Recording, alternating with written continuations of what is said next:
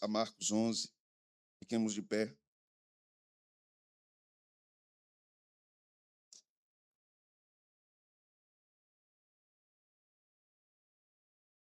Leremos do verso 1 ao verso 11. Essa será a porção que nós iremos estudar hoje.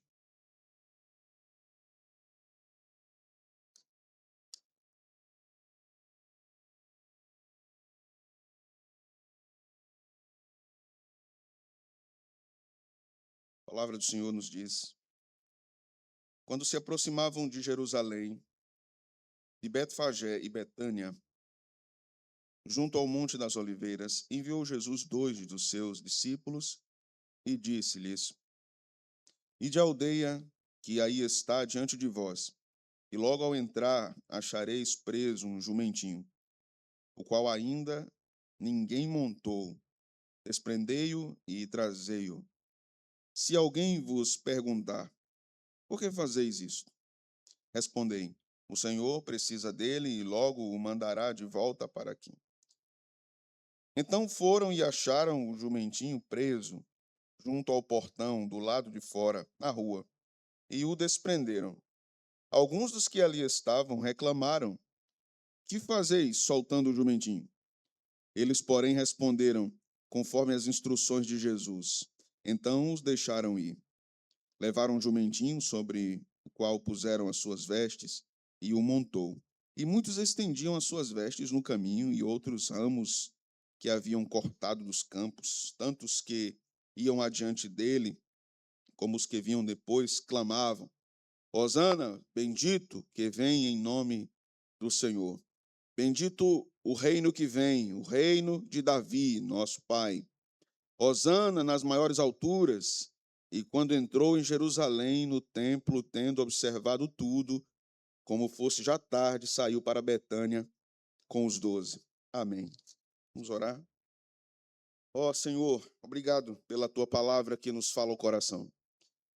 Obrigado pela revelação que nos ilumina o entendimento e nos ensina tanto sobre o Evangelho, sobre tua obra, sobre os efeitos dela em nós. Obrigado porque a tua palavra modela, reconduz, reconfigura nossas percepções erradas a respeito do que é ser um discípulo e do que é servir a Deus, bem como nos faz entender mais claramente quem é o Salvador.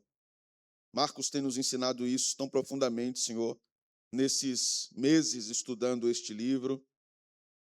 São tantas lições, são tantos contextos, são tantos ensinos maravilhosos. Que o Senhor, nesta noite, fale conosco mais uma vez. Que o Senhor fale com as crianças, fale com os adultos. Que o Senhor fale com os idosos. Que o Senhor fale com todos nós. Que saiamos daqui certos, convictos, que o Senhor falou conosco nesta noite. É o que nós te oramos, no nome de Jesus. Amém. Podem sentar, irmãos. Imagine só você, alguém chegar em um funeral. No nosso tempo, tem se tornado cada dia mais comum, pelo menos aqui na nossa cidade, não sei se vocês têm reparado isso, que as celebrações fúnebres, na verdade não é uma celebração, né? É uma cerimônia fúnebre, não tem acontecido com tanta frequência mais dentro das igrejas, mas nos próprios cemitérios. Ali existem lugares em que as pessoas são veladas, como dizemos, e os familiares se despedem delas, e acontece uma cerimônia fúnebre, um ministro religioso chega àquele lugar e ora pelos familiares e traz uma palavra de conforto, prega o evangelho, e então depois aquela pessoa é conduzida ao sepultamento. Mas lembre de algumas coisas aqui, considere comigo algumas coisas. A morte é um fator normal depois da queda. A morte é um juízo de Deus sobre o pecado de Adão e ela existirá no mundo até que Jesus volte e erradique totalmente o poder da morte e então possamos ver cumprida a palavra que diz: onde está, ó morte, a tua vitória, onde está, ó morte, o teu aguilhão. Mas considere alguém chegando numa cerimônia fúnebre, num cemitério, e alguém chega lá e olha o caixão e vê o defunto, olha para os familiares chorando e diz assim: parabéns para você nessa data querida. Imagine só. Esquisito, não é? É estranho alguém dizer isso. Imagine se chegasse um carro de som com muitas bolas de festa, serpentinas, confetes, e as pessoas começassem a festejar num funeral. Isso queria dizer algumas coisas. Primeiro que pensaríamos que talvez estivéssemos presentes num grande pesadelo da nossa própria mente e aquilo não fosse real, de fato. A segunda coisa é que nós consideraríamos que aquelas pessoas estavam no lugar errado, considerando o momento errado e celebrando a coisa errada, porque a pessoa morreu. Então é um momento de tristeza. Como disse o sábio Salomão, é melhor a casa que há tristeza do que a casa que há alegria, porque então se sabe o fim de todos os homens. As pessoas estavam celebrando, talvez, nesse funeral, algo que elas desconheciam totalmente ou estavam completamente enganadas de onde estavam e o que estavam fazendo. Elas não tinham a percepção adequada do que estavam fazendo. E, na verdade, aquilo podia soar também e diretamente como uma ofensa àquelas pessoas que estavam vivendo aquele momento de luto. Havia uma confusão muito grande ali. Uma história como essa é uma história bizarra. Certamente os familiares que estivessem ali repreenderiam aquelas pessoas e diziam: vocês estão fazendo algo muito perverso, ou vocês se enganaram de estar aqui fazendo esse tipo de coisa. Elas estavam celebrando em vez de chorar, elas estavam celebrando em vez de refletir, elas estavam celebrando em vez de ter empatia, de compartilhar um sentimento de tristeza ou de oferecer acolhimento àqueles que sofrem. Guarde essa história, tá bom? Jesus está aqui mais uma vez diante de nós, entrando em Jerusalém.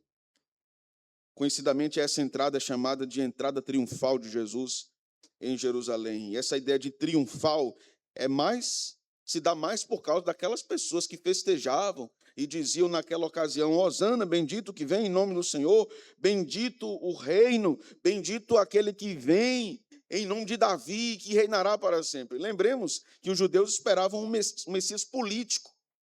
Essa era a expectativa, o Messias que libertaria o povo judeu do jugo romano, cumprindo as profecias do Antigo Testamento. Nós já vimos isso em algumas passagens em Marcos. Jesus aqui, de fato, deliberadamente encena a profecia que está registrada em Zacarias, capítulo 9, versículo 9 e 10, onde o rei messiânico, segundo o profeta Zacarias, um rei humilde, chega a Jerusalém montado em um jumento, proclamando a paz às nações. Isso não era comum do ponto de vista do que era um rei e de como ele declarava seu poder diante de povos. Este momento marca um ponto de inflexão crucial no ministério de Jesus, pois ele representa a sua afirmação pública mais forte até então. Lembra que muitas vezes Jesus curou, libertou e disse assim: vá ao sacerdote, ofereça a oferta, mas não diga a ninguém. Vocês lembram disso? Várias vezes Jesus disse: não digam a ninguém, guardem segredo. Guarda em segredo. Mas tu és o Cristo, não digam a ninguém. Vocês se lembram que a gente estudou sobre isso e a gente pensou e refletiu e meditou como aquilo era estranho. Jesus não querer que as coisas se tornassem públicas em relação a ele. A situação agora é muito diferente, porque ele estava sinalizando o fim do grande segredo messiânico.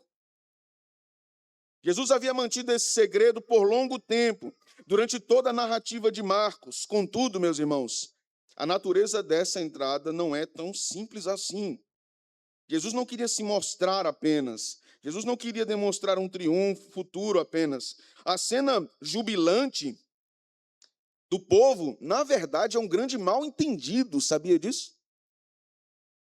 Esse júbilo do povo, essa alegria do povo, é um grande mal-entendido ou uma grande tragédia, porque essa não é uma celebração genuína. Embora entendamos isso aqui conforme a tradição da leitura dos evangelhos, como sendo um triunfo, um evento de triunfo, na verdade não é isso. O testemunho não quer dizer isso. Os evangelistas também não querem dizer isso. Isso é a leitura dos intérpretes. Na maior festa pública dos judeus, Jesus veio a Jerusalém para morrer. Veja, na maior festa pública dos judeus, Jesus veio a Jerusalém para morrer, desejando que toda a cidade soubesse disso, que ele ia morrer. Esse é o sentido de entrar no jumento. Jesus está entrando em Jerusalém dizendo assim: este é o grande sinal da minha morte.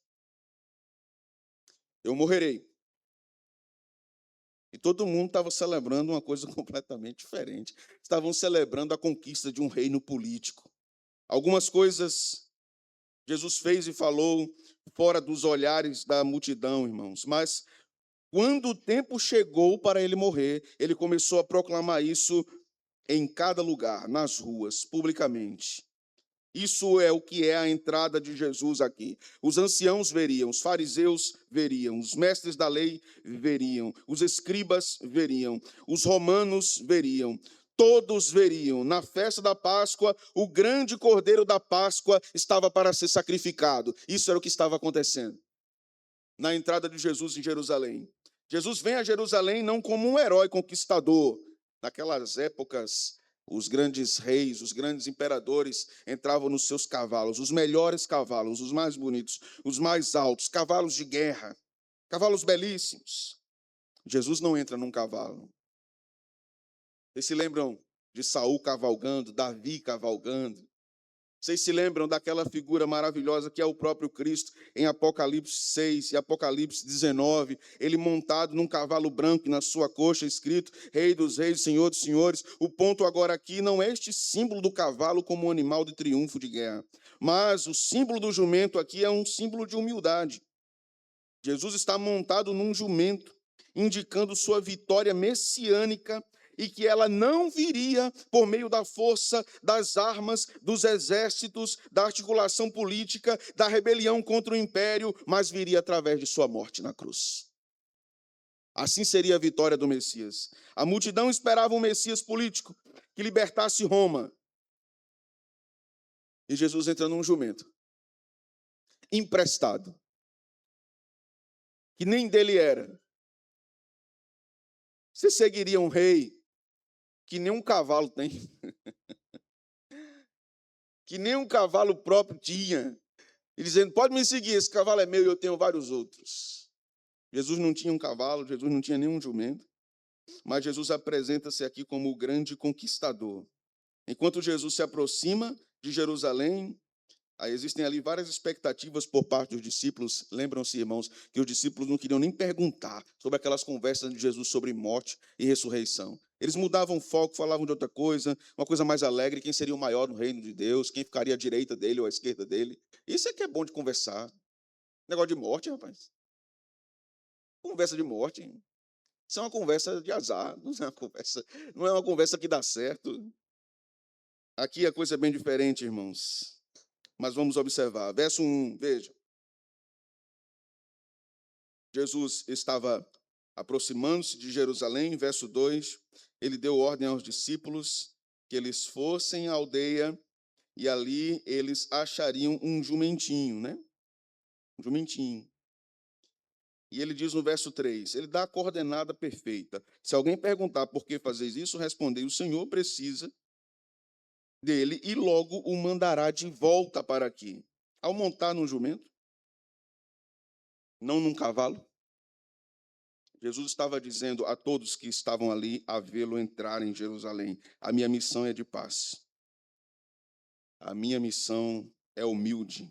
A minha missão é o cumprimento do que Zacarias disse. Zacarias falou, alegra-te muito, ó filha de Sião, exulta, ó filha de Jerusalém. Eis aí te vem o teu rei, justo e salvador, humilde, montado em jumento, num jumentinho, cria de jumenta. O fato de Jesus montar um jumentinho definia a natureza do seu reino, irmãos. O reino de Jesus não era aquela espécie de reino político que os judeus esperavam. Irmãos, com todo o respeito que vos tenho, os crentes hoje no Brasil querem um reino semelhante ao que os judeus queriam. Ou não é assim? Eles querem um Jesus que suba na rampa do Planalto, que derrube os comunistas, que arrase com tudo, que tome conta. E agora o Brasil é de Jesus. Não é assim que os evangélicos querem no nosso tempo? Agora o Brasil é do Senhor Jesus. Vamos marchar para Jesus. Vamos botar trio elétrico na rua. E vamos celebrar, vamos denunciar, vamos lá. Jesus vai tomar conta de tudo. E o Brasil é do Senhor Jesus. essa expectativa é muito antiga. E Jesus aqui está dizendo assim, não é isso. Como Jesus disse aos judeus, expectativa errada. Jesus está dizendo aos evangélicos do Brasil, expectativa errada. Expectativa errada. O meu reino não é assim. Primeira coisa que aprendemos aqui, meus irmãos. Abandonemos expectativas equivocadas. Amém? Muitas vezes esperamos que Deus haja como o mundo age, usando força bruta. Queremos que o Senhor humilhe os nossos inimigos, publicamente, de preferência, porque a vitória tem sabor de mel. Se o Senhor puder colocar num altar os nossos inimigos e humilhá-los publicamente, nós diremos: a vitória é nossa, em nome de Jesus, e nós vencemos. Se o Senhor nos exaltar diante dos outros, assim vai ser muito bom para nós. Irmãos, o jumento nos ensina que a verdadeira vitória vem através da humildade, não da arrogância. Repito, a verdadeira vitória vem através da humildade, não da arrogância. A verdadeira vitória vem através do serviço e não da dominação. Vamos ler o contexto do que estudamos na semana passada. Veja capítulo 10, versículo de número 42.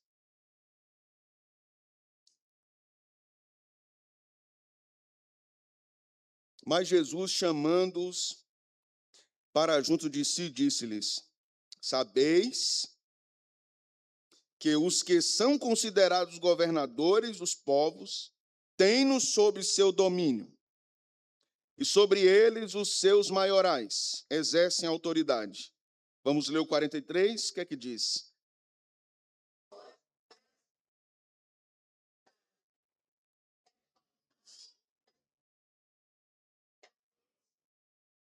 Verso 44. E quem quiser... Jesus está dizendo àqueles discípulos que queriam ser seus auxiliares no reino, um à direita e um à esquerda, queriam ser ministros do rei. Jesus está dizendo assim: o nosso modus operandi não é como o dos romanos. Quem quiser ser o mais destacado dentre o povo, seja o que mais serve, seja o mais humilde. Não desejem dominar sobre outros, desejem ardentemente servir os outros. Servir.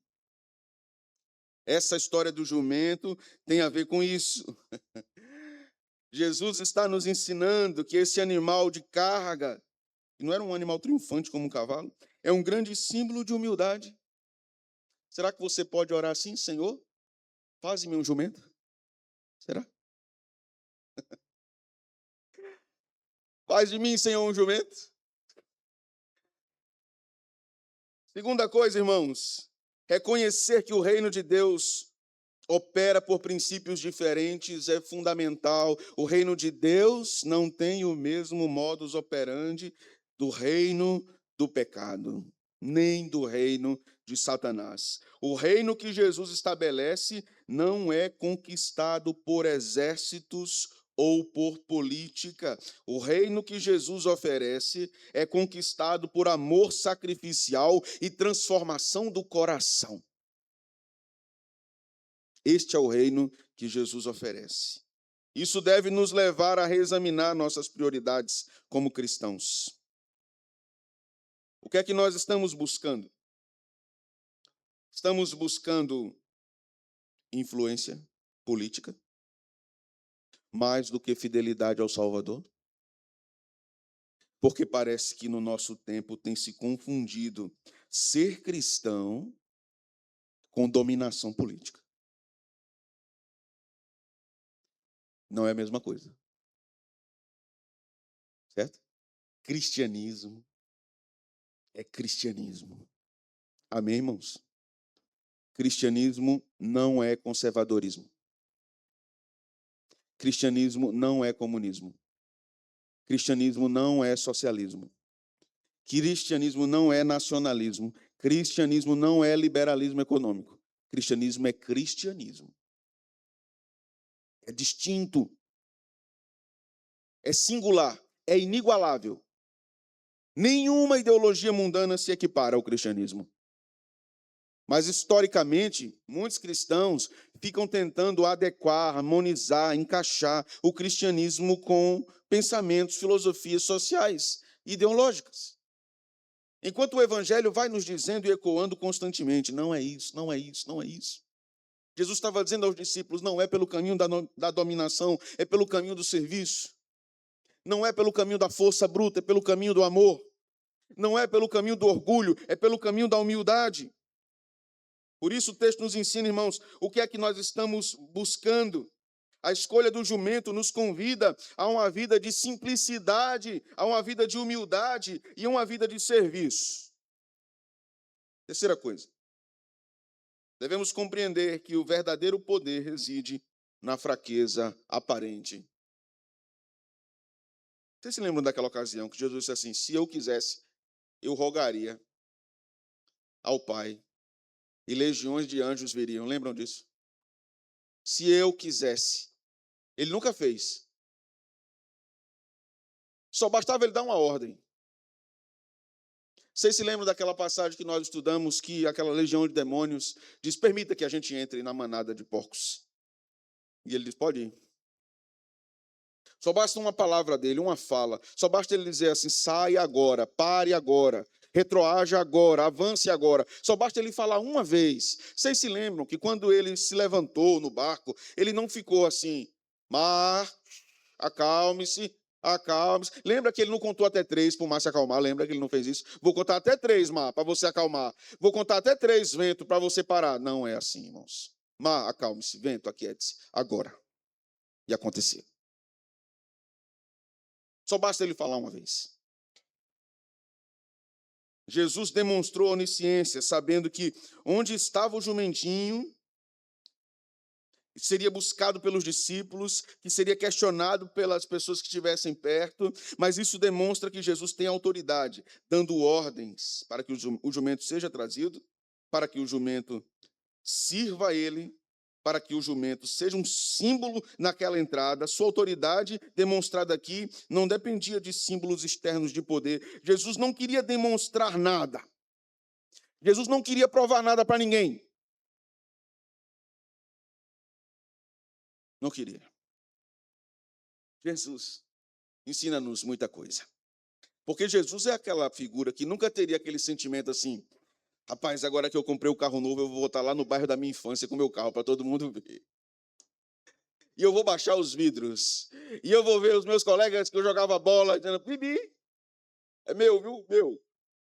Não é alugado, não, é meu. Jesus não tinha que provar nada para ninguém. E nos ensina muito com isso também, dizendo, você não precisa provar nada para ninguém. Amém, irmãos? Você não precisa provar nada para ninguém. Só confie no seu Salvador e imite seus passos. Tinha poder? Tinha. Ele tinha poder. Mas ele não quis fazer assim. Verso 4 ao 7, veja o que o texto vai nos dizer.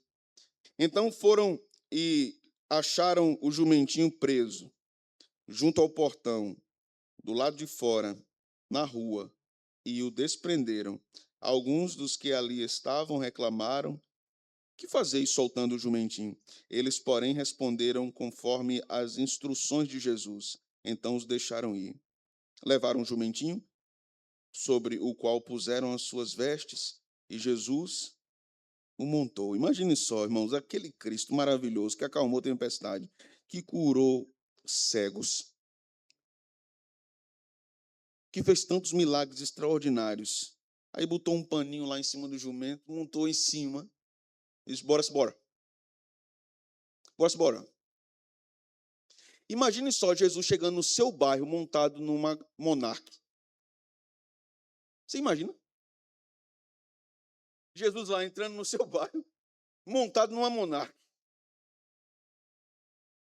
ou numa mobilete. Lembra da mobilete?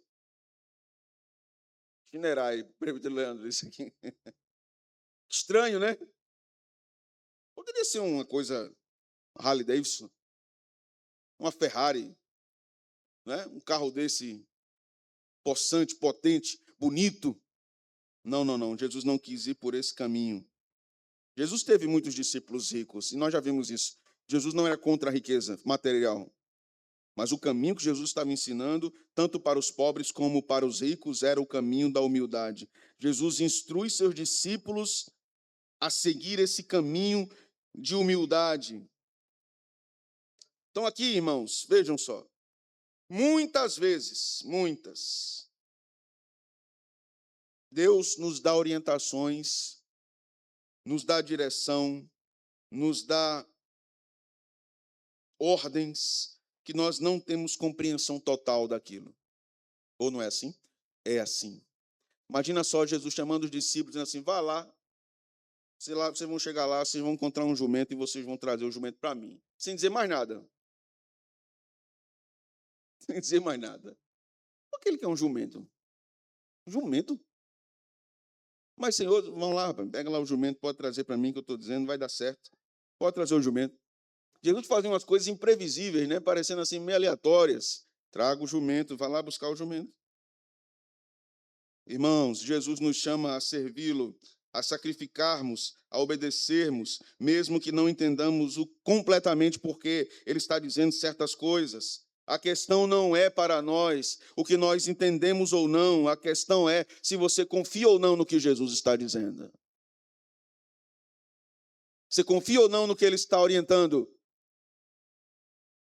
Eles não sabiam para que serviria um jumento, mas eles foram lá e fizeram o que Jesus disse. Obediência genuína não significa compreensão total do que o Senhor está ordenando. Você não vai compreender muitas vezes. Mesmo assim, o Senhor está nos ensinando. Confie. Confie no caráter de Deus. Confie na sabedoria de Deus. Os discípulos nos dão um modelo aqui. Simplesmente fizeram o que Jesus disse. Sem questionar, sem hesitar, eles foram. E olha que eles são questionadores, né? Mas eles foram. Irmãos, na vida cristã, somos frequentemente convidados a participar de algo muito maior do que podemos entender no momento. Esse banquete que somos convidados pelo Senhor, como diz o Salmo 23, essa mesa posta pelo Senhor para nós. Essa passagem é sensacional e ela é extraordinária porque ela nos ensina muito sobre o testemunho. Uma palavra de testemunho que parece insignificante pode transformar uma vida completamente. Uma ação de bondade que passa despercebida pode ser usada por Deus para transformar a vida de alguém. Uma dificuldade que nos parece sem sentido, porque eu estou passando por isso, pode estar sendo usada por Deus para um propósito específico, para outra pessoa, inclusive. Você não sabe o que passa, não sabe por que passa, mas Deus sabe por que você passa. Então obedeça. Devemos desenvolver uma fé que não depende da compreensão intelectual. Eu já falei isso para vocês em alguns momentos e vou repetir. Nós somos uma igreja de confissão reformada, mas os reformados correm um grande perigo de se tornarem racionalistas, de quererem uma explicação lógica sempre para tudo. Deus é um Deus lógico, mas Deus é um Deus transcendente. Ele está além da lógica, acima da lógica. A lógica é a ordem do pensamento estabelecida pelo próprio Deus e uma das marcas do caráter de Deus. Mas a lógica de Deus não é a nossa lógica. Porque nós não entendemos tudo absolutamente como Deus entende tudo absolutamente. Então, para Deus, tudo no mundo está na ordem lógica dele. Mas para nós, por causa da nossa limitação, nem tudo está na nossa ordem lógica. Por isso vão acontecer coisas que nós não entendemos. Os discípulos não tiveram aqui um seminário teológico sobre Zacarias 9. Jesus nos disse assim, vem cá, antes de vocês irem buscar o jumento, eu vou aqui dar um workshop para vocês sobre Zacarias 9. Não, não. Jesus apenas disse, vá lá e pega o jumento e traga. Mas Jesus estava cumprindo Zacarias 9. E dificilmente os discípulos naquele momento disseram assim, rapaz, vamos lá, porque é Zacarias 9. Eles não estavam compreendendo, mas tudo estava escrito, registrado. Simplesmente obedeceram. Entenda, cristão. Isso nos desafia a questionar se a nossa fé é baseada numa compreensão racional extrema ou se a nossa fé é uma confissão genuína de que Deus é o nosso Deus. Sua fé é uma confissão genuína de que Deus é o seu Deus. A sua fé exige sempre compreender tudo para obedecer, ou a sua fé está comprometida em obedecer, mesmo que você não entenda. Ele está desafiando você nisso. Obedeça, mesmo que você não entenda. Veja o verso 8 e 9. E muitos estendiam as suas vestes no caminho, ramos cortados pelo caminho. Tanto os que iam diante dele, como os que vinham depois, clamavam, Hosana, bendito que vem em nome do Senhor. Bendito o reino que vem. Bendito o reino de Davi. Cuidado para não se enganar com isso aqui, porque esse povo não entendia não o que era que estava acontecendo e não entendia sobre o sacrifício de Jesus. Eles só queriam um Messias político. Só isso. Se amanhã, ou se hoje, Deus começar a curar câncer nessa igreja, fazer paralítico andar, isso aqui vai entupir. Isso aqui vai entupir de gente que não quer saber do evangelho, quer saber do triunfo, quer saber da glória, quer saber das operações, quer saber das maravilhas, mas do evangelho não. Isso sempre aconteceu. E esse povo aqui estava atrás disso, estava dizendo que ele era filho de Davi. Agora veja o contraste maravilhoso que Marcos faz. Porque esse povo está dizendo assim, olha só a frase, bendito o reino que vem, o reino de Davi. Lembra daquela frase anterior, quando Jesus cura um cego? Veja o que Bartimeu diz, no verso 47 do capítulo 10. E ouvindo que era Jesus o Nazareno, pôs-se a clamar, Jesus, filho de Davi, tem compaixão de mim. A fala de Bartimeu era a fala de um homem que tinha fé real em Jesus, porque o texto diz no versículo 52 do capítulo 10, então Jesus lhe disse, vai, a tua fé te salvou, e imediatamente tornou a ver e seguia Jesus estrada fora. Ele não queria apenas a maravilha, ele queria Jesus mesmo. Ele foi com Jesus. Mas este povo aqui do capítulo 11 não queria Jesus mesmo. Queria o reino político. Queria o triunfo, assim como os discípulos.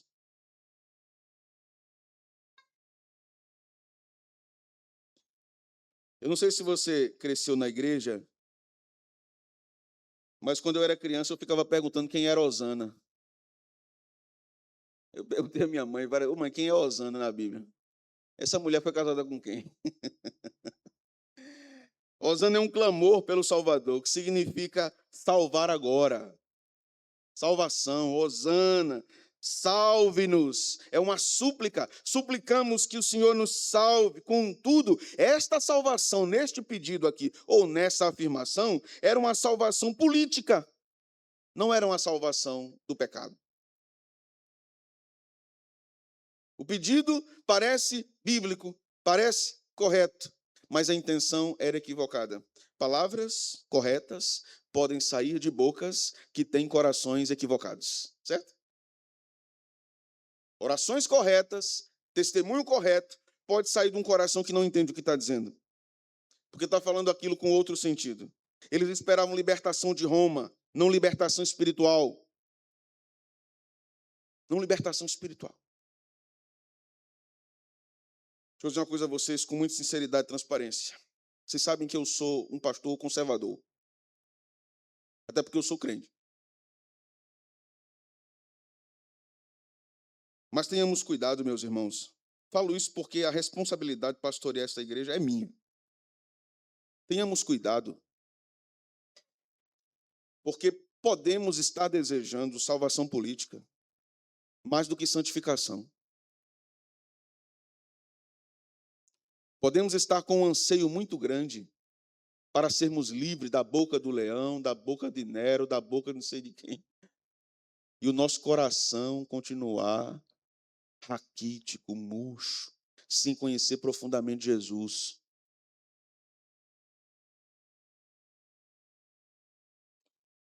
Mesmo se o rei Ciro da Pérsia assumisse a presidência do Brasil, se o nosso coração não está comprometido com Jesus, o Brasil é a mesma desgraça.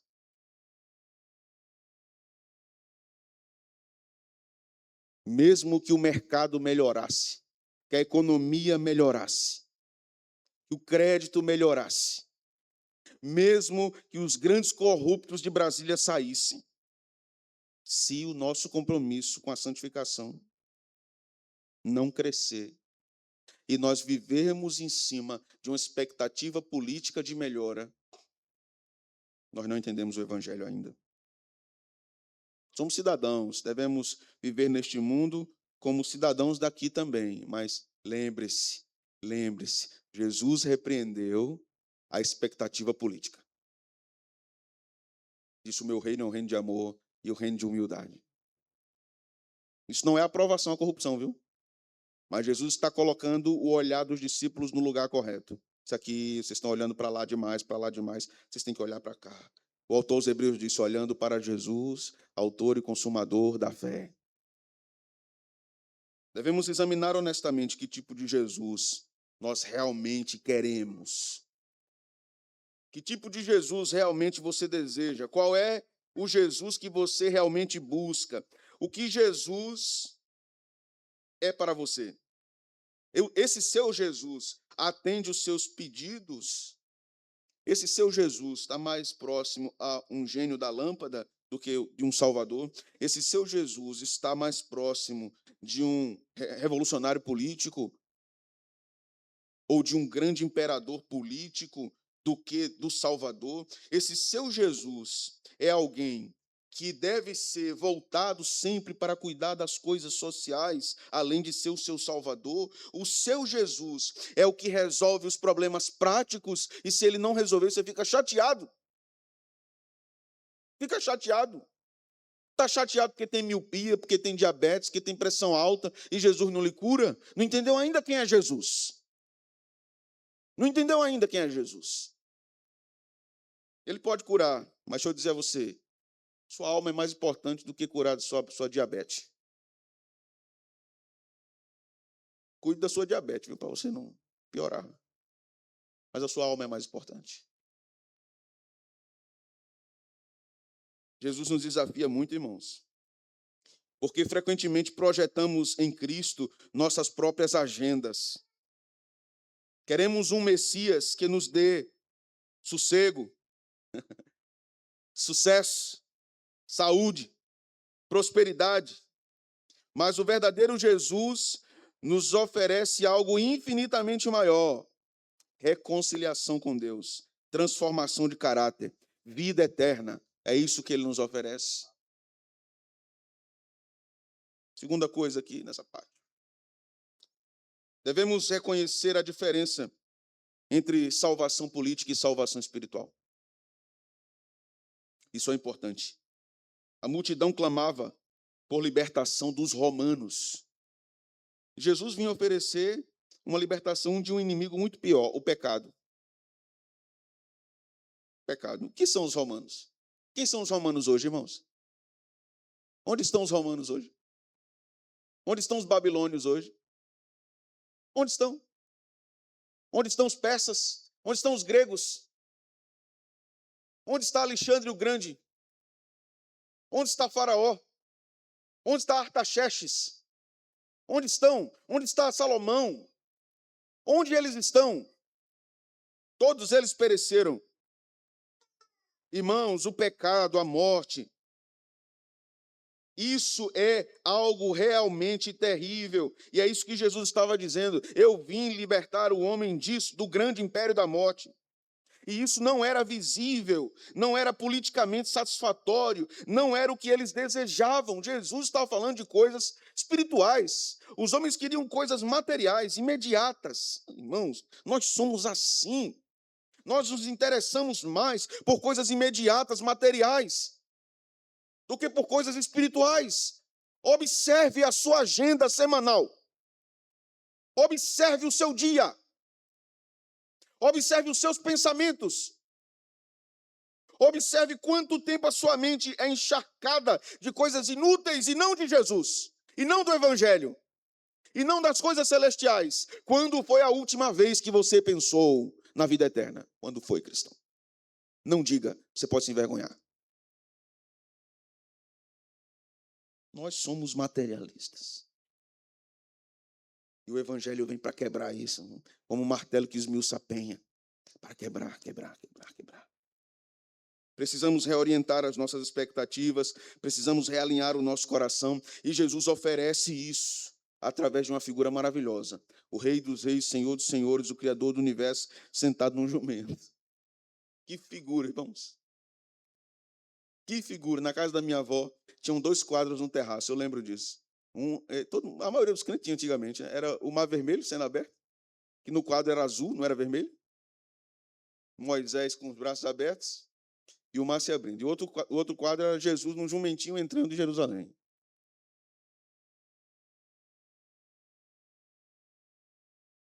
Aprendemos aqui uma outra coisa importante.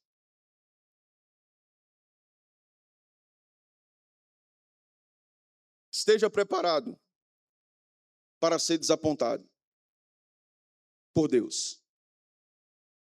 Deus vai desapontar você. Deus vai desapontar as suas expectativas. A multidão ouve Jesus com muito prazer. Vê o poder. Vê o poder na pregação, vê o poder dos milagres. Mas a multidão é volúvel. Essa multidão também disse: crucifica, crucifica, crucifica. A mesma multidão que gritava hosana, gritava: crucifica. Num domingo, o povo estava gritando: hosana, reino de Davi. Numa sexta-feira, crucifica-o, pode matar. O mesmo povo. E Jesus não se impressiona com essas coisas, não, sabe? Jesus não se impressiona. Jesus não se impressiona com aquela adoração que parece ser tão fervorosa depois que o Pix caiu, depois que, sabe, que resolveu os problemas financeiros.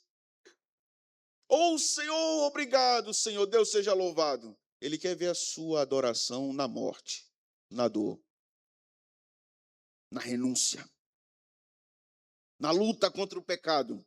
Ele quer ver você adorando, dizendo assim: Senhor, a minha carne está tremendo de tentação. Tem misericórdia de mim, filho de Davi. Me ajude, Senhor. Eu não quero pecar contra o Senhor. Suas esperanças são as mesmas que a daquela multidão. Esperança triunfante. Quando Jesus entrou ali e viu tudo aquilo, Jesus não atendeu às expectativas daquela multidão. Sabe o que eles fizeram? Porque Jesus não atendeu às expectativas deles, sabe o que eles fizeram? Eles rejeitaram Jesus. Eles rejeitaram Jesus. Se Jesus não atender às suas expectativas, o que é que você vai fazer? No domingo gritava hosana e na sexta-feira vai gritar crucificam?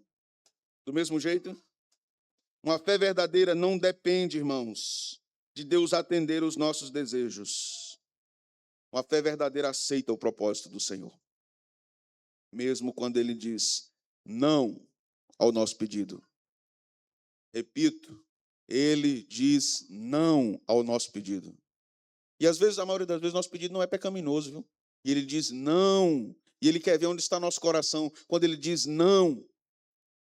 Se Ele disser não hoje, seu coração fica como? Você agradece? Senhor, obrigado por me responder. Obrigado, Senhor. Ou seu coração fica amuado. Sabe o que é amuado, né? Você cruza o bracinho e diz assim,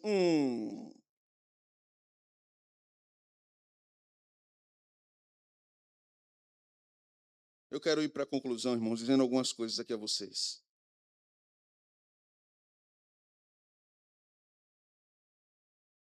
algumas coisas importantes. Importantes. Irmãos, não há aqui uma celebração prolongada. Perceba que aqui que a celebração daquele povo é breve. Note a brevidade disso. O texto vai nos dizer, olha só, Hosana, bendito o que vem em nome do Senhor, bendito o reino que vem, o reino de Davi, nosso pai. Hosana nas maiores alturas. Pronto, acabou a celebração. Acabou. Veja o contraste com a entrada do rei. Ele continua indo. Ele continua indo para o Gólgota, a direção é o Monte da Caveira. Ele estabeleceria seu trono, independente da multidão estar com ele ou não. Jesus não estava convocando aliados políticos.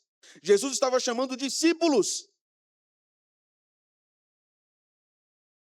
Jesus fez o oposto do que um político faria. Ou não foi? Imagina só. O Jesus político da multidão ou o Jesus político de alguns evangélicos. Me perdoem porque eu estou ofendendo muitos evangélicos hoje. Jesus político seria assim. Ele entraria num cavalo preto, bonito, alto, imponente. E ele olharia para as pessoas celebrando e diria, vamos vencer, vamos vencer. Você vai ser meu ministro, viu? Tem um lugarzinho para você. Tamo junto, tamo junto. Vamos lá, todo mundo dando a mão aí, vamos comigo, toda a multidão, até o final. Todo mundo está comigo. Não, irmãos. Esse não é o nosso Salvador. Nunca foi e nunca será o nosso Salvador. Devemos compreender que o sucesso verdadeiro é o que aprendemos aqui. Frequentemente é invisível e é silencioso. Jesus venceu, mesmo sozinho. Sem multidão, sem apoio, sem ninguém. Ele continuou. Somos tentados a medir sucesso pela aclamação pública, pelo reconhecimento, pelo aplauso, mas o verdadeiro sucesso no reino de Deus é invisível, irmãos. É silencioso, é incompreendido pelo mundo. A obra mais importante de Jesus não foi a sua entrada em Jerusalém, foi sua morte, sua ressurreição. Lugar de silêncio, de abandono. Já imagina isso aí, irmãos. Imagina isso. Uma cruz nu, açoitado, abandonado, um sepulcro frio, sozinho, deixado lá. Todo mundo foi embora, porque todo mundo ficou com medo de ficar ali. Tinham soldados romanos guardando o sepulcro. Irmãos, a obra mais importante de sua vida não foi celebrada pela multidão. A obra mais importante de Jesus não foi celebrada pela multidão. Foi rejeitada, foi escarnecida pela multidão. E isso nos desafia a questionar como é que nós medimos o sucesso em nossas próprias vidas, meus irmãos. O que é que estamos buscando? Validação externa? Estamos buscando aplausos? Estamos buscando aprovações das nossas ações? Queremos o reconhecimento das pessoas e fazemos qualquer coisa para isso acontecer? Aprendemos aqui também que Jesus não consolidou o poder político que aquele povo queria que ele consolidasse. Jesus não tinha medo de pressão. Pode fazer pressão. Já ouvi muita gente dizer assim, eu não aguento pressão, eu não aguento pressão. Já ouviu isso, não? Talvez você diga também. Eu não aguento pressão. Fizer pressão em mim, eu fico me tremendo aqui. Eu não aguento pressão. Jesus aguentava a pressão. Pode mandar a pressão. Suportou a pressão. Suportou as tentações, que eram diversas. Irmãos, aprendamos com isso. O que é que nós estamos buscando construir? Nós estamos procurando construir o nosso próprio reino? De riqueza, de influência, de reputação? Ou nós estamos buscando servir no reino de Deus? No reino de Deus. O mundo evangélico. Hoje eu estou virado contra os evangélicos. O mundo evangélico cheio dos seus pequenos impérios. Há pastores evangélicos cheios dos seus pequenos impérios. Querem poder denominacional. Querem influência dominacional no seu mundinho denominacional. Querem influência política. Querem recursos políticos para manter os seus luxos, suas viagens, suas fazendas, seus carros luxuosos, as joias de suas esposas, seus anéis de ouro no dedo. O mundo evangélico do nosso tempo, que quer a aprovação de Satanás, que quer o aplauso do inferno, que quer o reconhecimento público, que quer o carinho do pecado. O mundo evangélico do nosso tempo. Como os evangélicos precisam ouvir Jesus de novo. 50 milhões de evangélicos no Brasil. Meu Deus. Esse número serve de quê? De alegria ou de tristeza? A multidão viu Jesus entrar em Jerusalém, mas Jesus não entrou no coração da multidão. Frequentemente, as mudanças mais profundas em nossas vidas ocorrem em momentos privados, solitários, sem aplausos, sem festas, sem grandes eventos. Os grandes encontros de Deus conosco vai ser num lugar fechado. Serão em lugares assim. Não em lugares como esse aqui, um grande espetáculo, exaltando Jesus como um grande rei, que para aquela multidão, na verdade, não era. Eles queriam aquilo que nós já sabemos. Não esperemos, irmãos, que a verdadeira transformação espiritual seja acompanhada por um reconhecimento público. Muitas vezes, quanto mais silenciosa é a obra de Deus em nós, mais profunda ela será.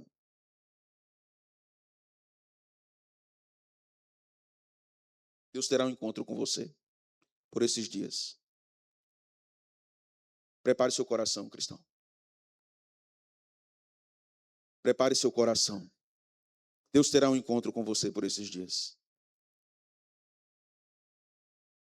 Assim como o Senhor encontrou-se com Jacó em Betel, Ele terá um encontro com você. Assim como Ele levou Pedro, Tiago e João ao monte da transfiguração, Ele terá um encontro com você. O Senhor revelará a sua glória a você. Prepare sua vida, porque você não sabe o que acontecerá depois desse encontro. Prepare sua casa. Prepare seus negócios. O Senhor vai ao teu encontro. Como você está andando diante do Senhor? Como está a sua vida diante do Senhor? Sua casa diante do Senhor? Seu casamento diante do Senhor? Seus negócios diante do Senhor? Como estão os teus negócios diante do Senhor? Arrume isso, cristão. O Senhor virá ao teu encontro. Eu quero concluir dizendo que a entrada de Jesus nos coloca diante de uma pergunta fundamental. Que tipo de rei nós estamos seguindo, meus irmãos? Que tipo de rei nós estamos seguindo? Um rei que serve apenas para atender os nossos desejos materiais, um rei que vai nos exaltar socialmente, um rei que está preocupado mais com o que nós precisamos, de acordo com a nossa concepção, ou do que nós precisamos em termos espirituais? Ou será que o nosso rei é aquele que vem em humildade? Esse rei que vem em humildade, como nós estamos estudando, está chamando você constantemente. Em todos esses meses que nós estamos estudando Marcos, ele está chamando você a morrer. Esse rei está convidando você a morrer. Ele não está convidando você a triunfar. Ele está convidando você a morrer para si mesmo. Ele está convidando você a um reino que não é deste mundo, a um reino que é espiritual. A vinda de Jesus ao mundo foi um plano traçado por Deus desde toda a eternidade. E Jesus veio e voluntariamente se entregou. Ele veio para dar sua vida pelo seu povo. Ele montou num jumento, porque o seu reino não é estabelecido por força bruta, mas por força espiritual. Ele entrou em Jerusalém não para ser servido, mas para servir e dar a sua vida em resgate de muitos.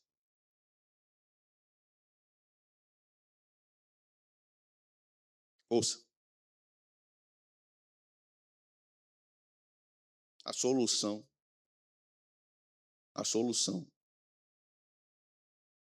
para os seus sofrimentos na sua casa estará no seu serviço. Sirva humildemente. Deixe de esperar a mudança de outra parte. Sirva humildemente. O rei entrou montado num jumento, ensinando a humildade. Não a glória. Não queira a glória, queira a humildade. Você vencerá pela humildade. Não é pela força bruta. Não é por violência. Os servos de Deus, não é de agora isso, né? A gente acha que, escute isso, que isso é importante. A gente acha que Deus vai fazer assim, Deus vai nos tomar espiritualmente e vai colocar sobre nós o espírito de João Batista. Elias. E aí, nós vamos nos dirigir àqueles que são ofensores de Deus. E nós olharemos para eles e vamos dizer assim: raça de víboras, arrependam-se do seu pecado. E geralmente essas pessoas são da nossa casa, do nosso convívio, da nossa parentela. E aí a gente diz assim: é a única forma dessas pessoas entenderem que estão no erro. Se eu for violento, se eu for na força bruta, se eu for agressivo, e aí Jesus vem hoje e diz assim a você: não. Serviço, humildade. Morte para si. Morte para si.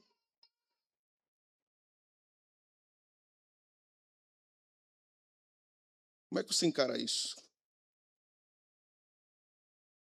A questão que Jesus está preocupado não é você estar aclamando ele como rei. A questão é se você seguirá ele verdadeiramente. Jesus está indo naquele jumentinho, visualize isso, tá? Você está indo atrás de Jesus, Jesus está montado naquele jumento. Jesus está indo em direção ao Monte Caveira. E aí Jesus olha para nós, assim, a multidão que está atrás dele, ele olha para nós. E aí ele diz assim: continue me seguindo, porque nós vamos morrer juntos. Você vai, cristão?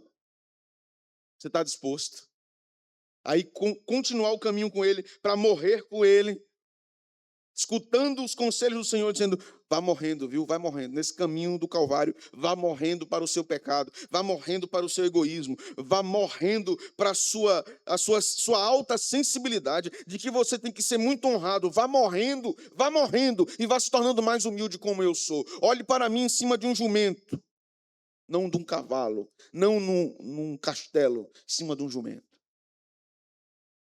Que possamos, meus irmãos, como discípulos, obedecer isso, mesmo sem termos a compreensão completa disso, confiando no Senhor, atendendo o Senhor no que Ele nos ensina, que possamos seguir um rei humilde que vem em um jumento, que possamos viver assim humildemente, que possamos permitir que essa verdade entre no nosso coração, transforme o que está dentro de nós e transforme o que está fora de nós, estabelecendo então um princípio máximo na nossa vida. A coisa mais importante da nossa vida é viver no reino de Deus, do jeito de Deus, seguindo as leis do rei. Porque amamos o rei. Curve sua cabeça, vamos orar.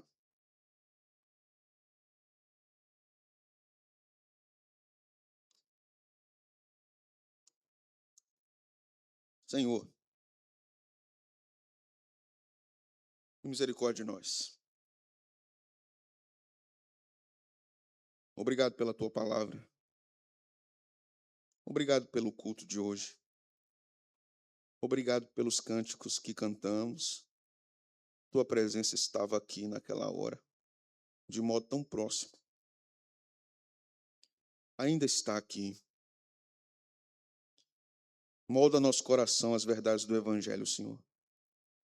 Perdoa-nos quando nossas expectativas são completamente contrárias ao Teu reino. Perdoa-nos quando nossas expectativas são tão arrogantes, infantis. Estamos ouvindo constantemente o Senhor falando, mas não entendemos. Não é claro para nós. E não é porque o Senhor não nos fala claramente. É porque os nossos ouvidos são obstruídos para entendermos a Tua voz.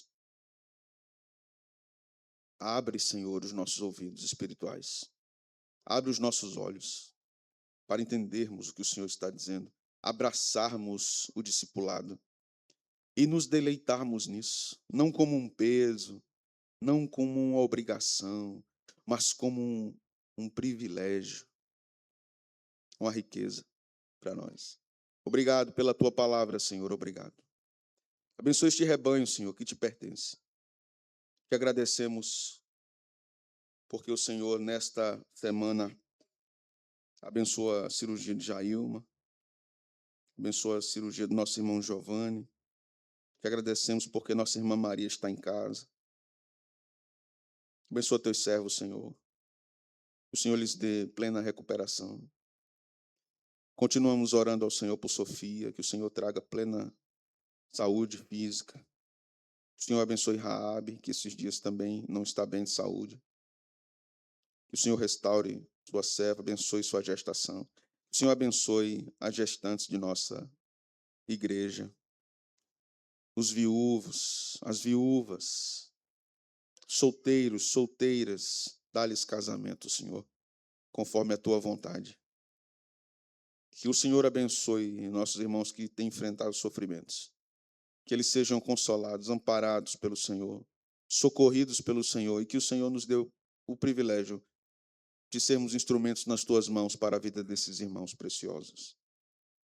Obrigado, Senhor, por nossa igreja. Obrigado, Senhor, pelo que o Senhor tem feito em nós, por nós. Obrigado pela tua maravilhosa mão que tem nos protegido, nos guardado. Te pedimos, Senhor, tem misericórdia de nós, que precisamos muito, muito, muito da tua orientação. Essa é a nossa oração, no nome de